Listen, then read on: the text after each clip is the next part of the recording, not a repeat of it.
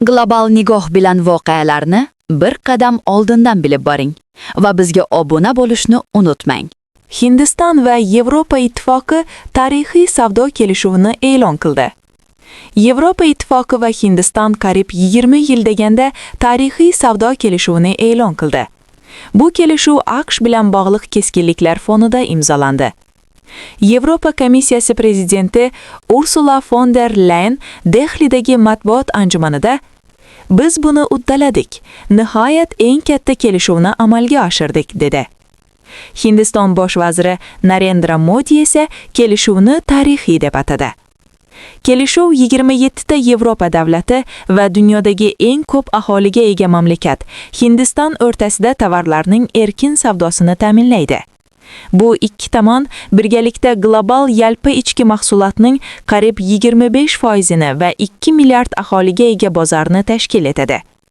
Ushbu bitim bojlarni sezilarli darajada kamaytirishi va har ikki tomon uchun bozorga kirish imkoniyatlarini kengaytirishi kutilmoqda. Von der Leyen va Yevropa Kengashi prezidenti Antonio Costa Dehlida bo'lib, u yerda Narendra Modi bilan ikki tomonlama sammit o'tkazishdi. Yevropa Komissiyasining ma'lum qilishicha, kelishuv kimyo mahsulotlari, mashina va elektr uskunalari, shuningdek samolyot va kosmik texnika eksportiga qo'yilgan bojlarni bosqichma-bosqich bekor qiladi. Ayniqsa, hozirda 110% gacha yetadigan avtomobil bojlari kvota asosida 10% gacha tushiriladi. Bu kvota 250 ming avtomobilni tashkil etadi va Hindiston Buyuk Britaniya bilan o'tgan yili iyulda imzolagan bitimdagi 37 minglik kvotadan 6 barobar katta.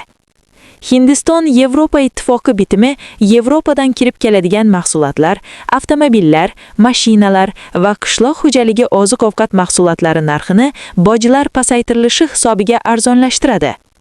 Bryusselning ta'kidlashicha, kelishuv investitsiya oqimlarini qo'llab-quvvatlaydi, Yevropa bozorlariga kirishni yaxshilaydi va ta'minot zanjirlarining integratsiyasini chuqurlashtiradi. Dehlining aytishicha, Hindistonning eksportining deyarli barchasi Yevropa Ittifoqi bozoriga imtiyozli kirish huquqiga ega bo'ladi. To'qimachilik, charm mahsulotlari, dengiz mahsulotlari, hunarmandchilik buyumlari, qimmatbaho toshlar va zargarlik buyumlari bajlarning kamayishi yoki bekor qilinishidan foyda ko'radi. Choy, qahva, ziravorlar va qayta ishlangan oziq-ovqat mahsulotlari ham shular qatoriga kiradi. Shu bilan birga Hindiston va Yevropa Ittifoqi mutaxassislarning qisqa muddatli safarlarni yengillashtiradigan mehnat mobilligi doirasida kelishuvga ham erishdi. Bosh vazir Modining aytishicha, bu Hindiston tarixidagi eng yirik erkin savdo kelishuvidir.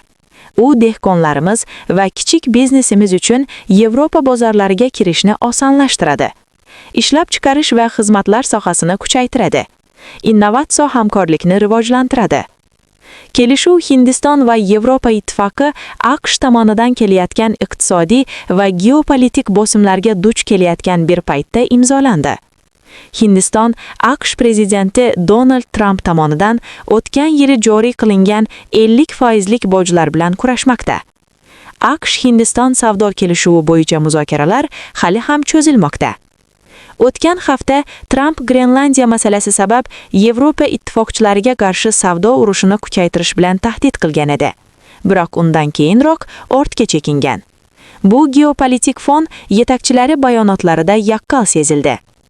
Von der Leyenning ta'kidlashicha, bu ikki gigant dunyoning ikkinchi va to'rtinchi yirik iqtisodiyotlari haqidagi hikoya. Hamkorlik global muammolarga eng yaxshi javobdir dedi. Costa esa AQShni nomlamagan holda bu kelishuv bojlari o'rniga savdoga ishonishni afzal ko'radigan dunyo uchun muhim siyosiy signal ekanini aytdi. Yevropa yetakchilari hafta oxirida Dehliga yetib kelib, dushanba kuni Hindistonning rang-barang respublika kuni tantanalarining faxriy mehmonlari bo'lishgan. Rasmiy imzolash marosimi esa Yevropa parlamenti va Yevropa kengashi tasdiqlaganidan so'ng yil oxirigacha bo'lib o'tishi kutilmoqda. Savdo bitimidan tashqari, tomonlar xavfsizlik, mudofaa va iqlim bo'yicha hamkorlik bo'yicha alohida muzokaralarni ham rivojlantirmoqchi. Hindiston mudofaa vaziri Rajnath Singh Yevropa komissiyasining vitse-prezidenti Kaja Kallas bilan dengiz xavfsizligi, kiber xavflar va mudofaa ta'minoti zanjirlarini integratsiya qilish masalalarini muhokama qilganini aytdi. Yevropa ittifoqi Hindistonning tovarlar bo'yicha eng katta savdo hamkori. 2024-2025 yillarda o'zaro savdo hajmi 136 milliard dollarga yetgan. Bu ko'rsatkich oxirgi 10 yilda 2 barobarga oshgan. Savdo muzokaralari 2007-yilda boshlangan, ammo 2013-yilda to'xtab qolgan. Ular 2022-yili iyulda qayta tiklandi. So'nggi 7 oyda Hindiston Buyuk Britaniya, Ummon, Yangi Zelandiya bilan yirik savdo bitimlarini imzoladi. 2024-yilda Shvetsariya, Norvegiya, Islandiya va Liechtenstein o'z ichiga oladigan Yevropa erkin savdo assotsiatsiyasi bilan bitim kuchga kirdi. 2023-yilda esa Avstraliya bilan ham bitim imzolangan edi. Yevropa ittifoqi esa yaqinda Janubiy Amerikaning Mercosur savdo blogi bilan 25 yillik muzokaralardan so'ng savdo bitimini imzolagan edi. Global nigoh bilan voqealarni bir qadam oldindan bilib boring va bizga obuna bo'lishni unutmang.